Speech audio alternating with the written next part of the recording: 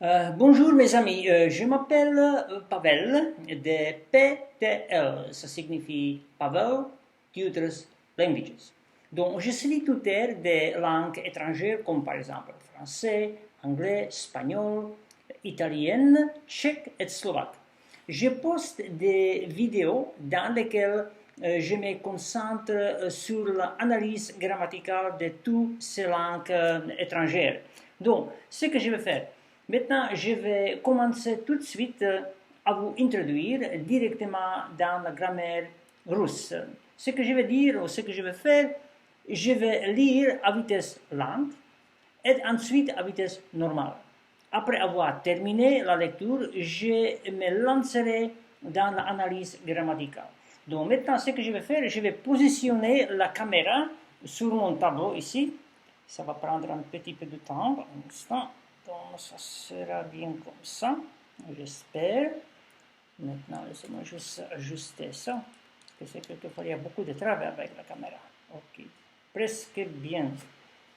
Donc, bien. Donc maintenant, ce que je vais faire, je vais lire la phrase qui est ici.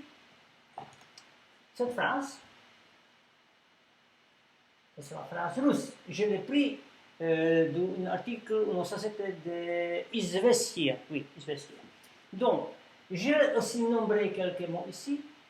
À côté gauche, j'ai ici la traduction. Et puis, il y a des parties ici que je vais analyser au détail à propos des participes passés actifs et les participes présents actifs. Donc, maintenant, je vais lire en vitesse lente.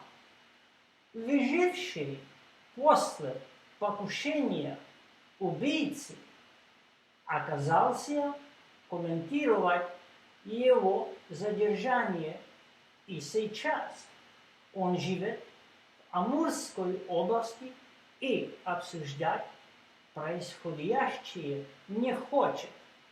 Но maintenant je vais le lire au vitesse normale. Выживший после покушения убийцы оказался комментировать его задержание, и сейчас он живет в Амурской области и обсуждать происходящее не хочет. Donc, qu'est-ce que ça signifie? Ça signifie que la personne auquel l'attentat a été tenté a survécu. Oui. Et puis, la personne ne veut pas faire aucun commentaire à propos des tentations de cet attentat. Et maintenant, ils vivent dans la région Amour, Amurskaya Oblasti, et puis ils ne veulent pas faire aucun commentaire, ils ne veulent pas discuter pas du tout de ce qui s'est passé. Donc ça c'est ici. Maintenant, j'ai nombré chaque mot, et ici on va commencer. Vyživši, ça signifie, ça c'est de l'infinitif survivre. После, ça c'est après. Покушение, tentation. Убийца, tuer. Оказаться, ça signifie refuser. Et comme je vous ai dit, je vais me lancer dans beaucoup plus de détails à propos de qu'est-ce que chaque mot signifie. Комментировать, commenter. Après, le mot его, ça signifie c'est un prénom démonstratif. Задержание, c'est détention. И ça c'est être. Сейчас, maintenant. Живет, numéro 9, ça c'est vivre. В Амурской. Amour, ça c'est une région dans quelques parties de Russie. Puis, Oblasti, ça c'est une région. И ça signifie être. Обсуждать, discuter. Происходящее. Qu'est-ce qui se passe? Ça signifie que qu'est-ce qui se passe dans ce moment-là, происходящее. Не хочет. Хочет signifie vouloir. Oui. Et puis, cette lettre-là, ça c'est une signe de. Okay? Beaucoup de mots, de verbes russes, ils sont terminés par la signe de. Ехать, приехать, работать, есть, etc., etc. Donc, on va commencer par vyživši. Donc, qu'est-ce que c'est vyživši? Je vais prendre ici un tableau pour moi, pour que je puisse vous expliquer directement qu'est-ce que c'est. Donc, voilà. Qu'est-ce qu'on. Ça serait participe passé actif. Qu'est-ce que ça signifie? On toujours se forme. Le participe passé actif se forme sur la base de l'infinitif du verbe, soit imparfait ou parfait. Dans ce cas, c'est le verbe vigile, ça serait le verbe parfait. Pour créer le participe passé actif, il faut le mettre au temps passé. On vigile, par exemple. Il a vigile, qui vigile, on vigile. Donc, vigile, il a survécu. Après, il faut éliminer les lettres L. Je vais prendre un stylo ici, un eraser. On va éliminer L. Et on va ajouter les terminaisons vshia pour le masculin, vshaya pour le féminin, vshoye ou vsheye pour le neutre, vshie pour le pluriel. Dans ce cas, vigivshi, ça signifie la personne qui a survécu. Okay. Donc, ça, c'est le participe passé actif. После, ça signifie c'est après. Покушение. Qu'est-ce que c'est покушение? Donc, j'ai ici. Покушение, c'est le nom qui est neutre, mais il dans les cas. Nous savons très bien que nous avons 6 cas dans la langue russe.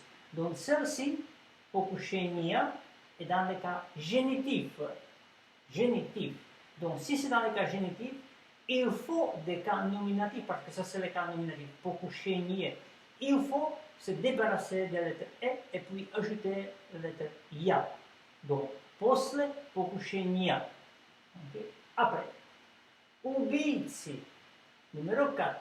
Убийца, c'est un nom masculin, même s'il finit par A, mais c'est un nom masculin. Ça, c'est une exception. Et aussi, il est dans les cas génitifs. Donc, s'ils finissent par A, il faut se débarrasser de A et puis ajouter U. Donc, убийцы. После покушения убийцы. Оказался. Qu'est-ce que c'est оказался? Оказался, c'est le passé du verbe оказать. Ça signifie refuser. Оказаться, c'est un verbe réflexif. Donc, si je vais faire le passé du verbe réflexif, par exemple, оказаться, il faut que je mette dans le я оказался, ты оказался, он оказался, она оказалась. Parce que c'est masculin, ça c'est оказался. Комментировать, ça signifie faire une commande.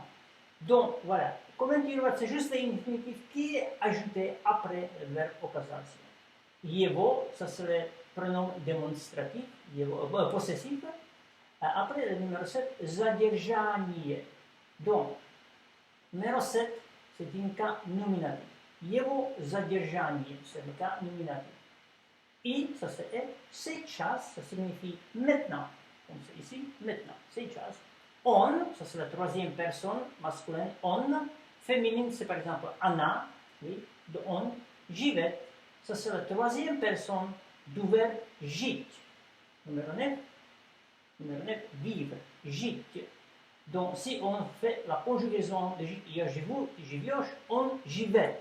Donc, ça c'est la troisième personne, on живет. В, ça c'est la préposition. В. Амурской. Амурской, c'est un adjectif. Adjectif. Et c'est un cas locatif parce que après la préposition V, on toujours utilise le cas locatif. Ça répond à la question où se trouve quelque chose, dans quel endroit. Donc, амурской. Parce que амурской, c'est un adjectif, il faut mettre la terminaison ой, parce que c'est aussi lié ici au sujet oblasti. Oblasti, c'est une région. Oblast, numéro 11, c'est aussi c'est un nom féminin. Les cas locatifs, il faut se débarrasser de sauf du, de signe du, et puis ajouter i. Oblast, mais dans les cas locatifs, il faut ajouter i. Oblasti. Амурской области. И, ça signifie обсуждать, ça c'est le verbe discuss, ou discuter quelque chose. Ça c'est juste l'infinitif. обсуждать происходящее. Qu'est-ce que c'est происходящее? Donc, происходящее, ça c'est le participe présent actif. Donc, c'est forme sur la base du présent du verbe imparfait происходит. Происходит. Oui. Maintenant, on faut le mettre dans la troisième personne plurielle, происходят. On doit se débarrasser de T et on va ajouter la terminaison ch'ti, ch'chaya, ch'cheye, ch'chie. Ch'ti, ça c'est pour le masculin, ch'chaya pour le féminin, ch'cheye neutre, ch'chie pour pluriel. Donc, qu'est-ce qui se passe? Ça signifie происходящий, происходящая, происходящее. Pourquoi il y a происходящее? Parce que ça se réfère au neutre, происходящее. Pour cette raison, il y a une terminaison ye. Donc, lui ne veut pas parler de ce qu'il passe. Ça signifie не хочет. Хочет, ça c'est la troisième personne singulière. Хотите, я хочу, ты хочешь, он хочет. Он не хочет. Il veut, il ne veut pas. Не хочет. Okay? Donc, j'espère que j'ai décrit toutes les terminaisons et puis que je me suis référé autour des cartes qui sont ici. Donc, je vous remercie bien pour votre attention. S'il vous plaît, si ça vous intéresse, faire les clics pour moi et puis laisser quelques commentaires. Et je suis très heureux que je pourrais ici présenter cette leçon ici. Merci beaucoup et au revoir.